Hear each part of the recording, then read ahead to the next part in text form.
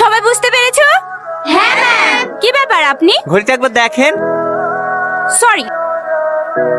কি হলো? এখন কান ধরে আছিস যে? যাবো না বেঞ্চে গিয়ে বস। কাল তোদেরকে যে পড়া দিয়েছিলাম সবাই পড়ে এসছিস তো? হ্যাঁ স্যার। আচ্ছা শাহিন তুই বল, দেবদাস কার লেখা? শাহরুখ খান স্যার। আরে না না, শাহরুখ খান তো অভিনয় করেছে। উপন্যাস লিখেছেন শরৎচন্দ্র চট্টোপাধ্যায়। হ্যাঁ আসলে স্যার কাল সিনেমা দেখতে গেছিলাম তো, তাই পড়া হয়নি। কাল তাহলে পদ্মার সামনে সিটি মারছিলি তোরা না? হ্যাঁ স্যার, আপনি গেছিলেন? তো যাবো না, নতুন সিনেমা বেরিয়েছে, না দেখতে গেলে হয়? বস। এই সালমা তুই বল, ভারত স্বাধীন কিবার হয়েছিল? কি বেরি স্যার, শাল বলবো? সাল না, কিবার বল। পারবো না স্যার। এখানে আই, হাত আগে কর, কান ধরে দাঁড়া।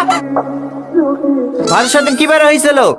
মেয়েদের মধ্যে কে পারবি বল? কেউ পারবে নি, সব কটা কথা। কান ধরে দাঁড়া। ছেলেদেরকে জিজ্ঞেস করেন না, দেখেন ওরাও পারবে না। না পারবে না, তোদের মতন গাধা নাকি? এই ভারত স্বাধীন শুক্রবার হয়েছিল না? হ্যাঁ স্যার, শুক্রবার হয়েছিল, আমরা জানি তো। দেখ দেখ, এদেরকে দেখি কিছু